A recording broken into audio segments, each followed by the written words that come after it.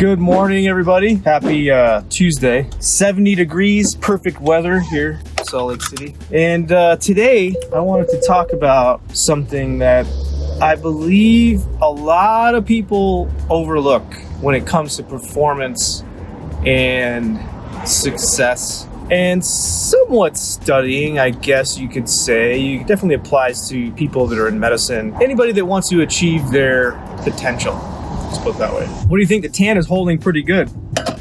Usually doesn't do that. So I'll tell you a story because I always tell a story and it's more interesting that way anyway. My dad, was big into hunting. A lot of people know that. He met a cardiothoracic surgeon on a yearly hunt. And this cardiothoracic surgeon, at this time I was in college undergrad. And then when I decided to go to med school, my dad saw him, one year and said, yeah, my son wants to go to med school. And he said, why don't you have him call me when he's doing his elective rotations if he wants to go into surgery? Because I knew I wanted to go into surgery. And this guy didn't know me. He turned out to be trained med school and residency at Johns Hopkins. And then he went and did a cardiothoracic fellowship. I don't know where he went to do that. But then he was the head of cardiothoracic surgery in Kansas City, Missouri. Was like, yeah, sure, just send him over. Have him give me a call. So when it became time for my fourth year elective, I did call him and he said, I'll help you set up some electives at my hospital. Plus you can do a rotation with me.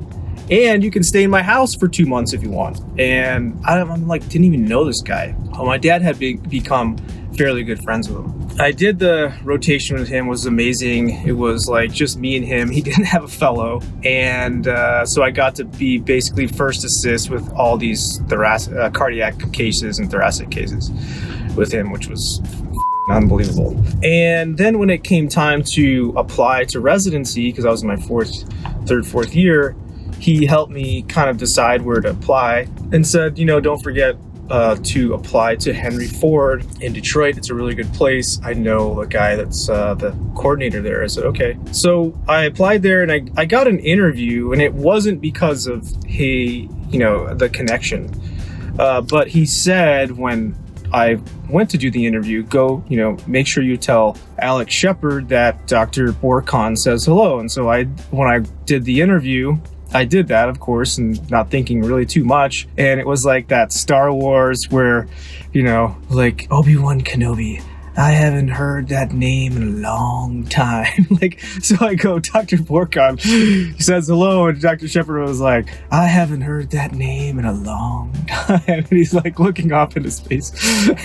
And anyway, so they were classmates together in med school and also residency. And he started telling me stories about how they would look out for each other when they were on call because they would work so much they would sleep in the bathroom, because if they slept in the call room they would get busted by the senior residents. And so one of them would go distract everybody and the other one would go sleep in the bathroom. I did not get a categorical spot there because I was from a no-name school, which I tell you guys not to go to, but I did get a preliminary general surgery residency there. And, of course, that probably helped. So the point of the whole story is that a lot of people are studying, trying to find out what it is they need to know to take them to the next level.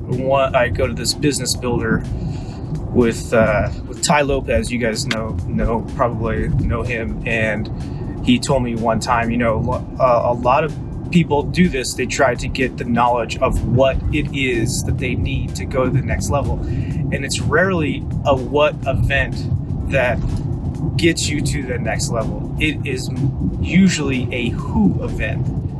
And that's the point of the story, is that, that meeting Dr. Borkan probably changed my life quite a bit. I didn't really know it at the time and didn't put it all together, but when I knew that that probably helped me somewhat. I got myself halfway there, and that connection probably helped me some more.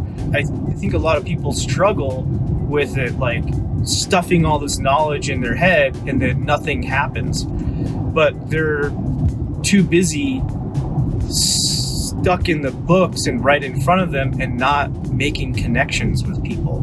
Now, that connection was made for me, by my dad, because my dad was a good guy and the guy liked him. That's the other, part of that story is I've told that story before where, one of the best things you can do for yourself, how to change your future, is to be likable.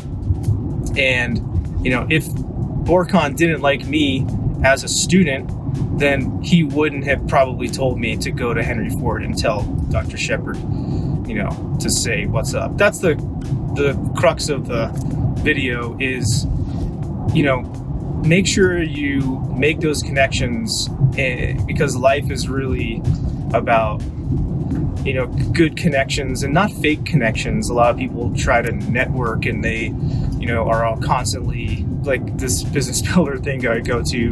Like I meet some people and I generally connect with them and we have a good time and stuff. And other people are like, hey, how's it going? What's your name? Okay. What's your phone number? What do you do? And all right, here's my email and let's connect. Let's be friends, huh? And let's see if we can work together. And that's not a real connection, So and I think that the real ones, the real connections that you make that are like get you to step up, it's the work that you do, and not only the work, but the behavior, your behavior when nobody is looking. And that's what I kind of found is that, people talk about integrity is how you act when nobody's looking, but people are looking, and especially in the hospital, because everything's documented. It's like every time you show up somewhere, it's documented by a nurse or this or that or whatever. Other people are going through these charts or, for example, and looking at this stuff and seeing, oh, wow, this person really shows up on time all the time, or they were here and they did X when they didn't have to. And so those are the things that end up making your connections, and those higher connections that you normally would not get, with somebody that's kind of like out of your league. Be a good person, act with integrity, and good happen for you. And then when it does, take advantage of it. And make sure that you're looking for those who events for yourself, not only the what's. I think that's it. That's the video. What do you guys think? Hey, I have a study course. I don't know if you've seen it.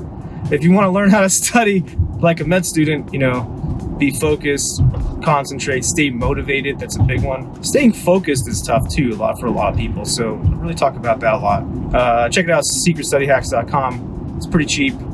And I'll see you guys in the next one. Thanks a lot for watching again.